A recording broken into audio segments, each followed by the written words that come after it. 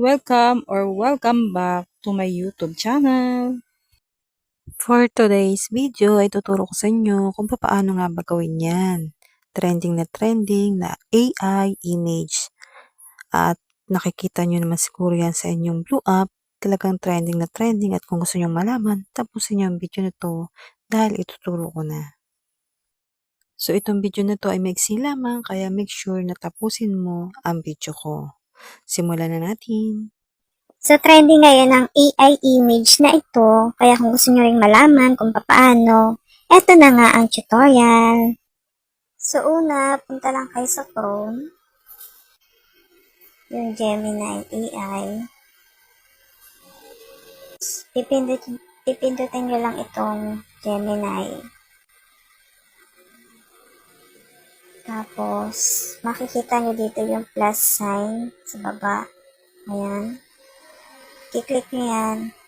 And then, upload files. Para makapag-upload tayo ng picture. And then, media picker.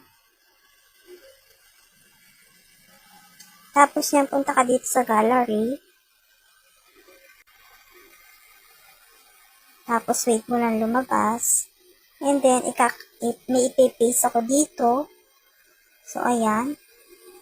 Then, pag na-paste yan, ipipindutin natin ito. Nasa baba. Tapos, intayin lang natin siya. So, yung kinapi ko dyan, ilalagay ko na lang sa comment section para i-copy-paste nyo din at makapagawa din kayo nitong trending na Gemini AI. So, wait lang natin. At ayun na nga, lalabas na siya.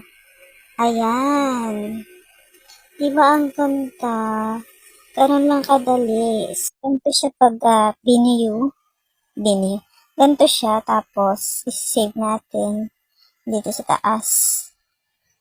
So, yan. Downloading full size. So, yan. Na-download na ang image. Tapos, nasa gallery nyo na yun. Check natin. Ayun. Nandito na siya. Ito. Pwede nyo lang i-post yan. O, ano pang iniintay? For the go! So, yun lamang ang aking tutorial for today. At kung nagustuhan mo ang aking tutorial, pwede mong i-like and subscribe.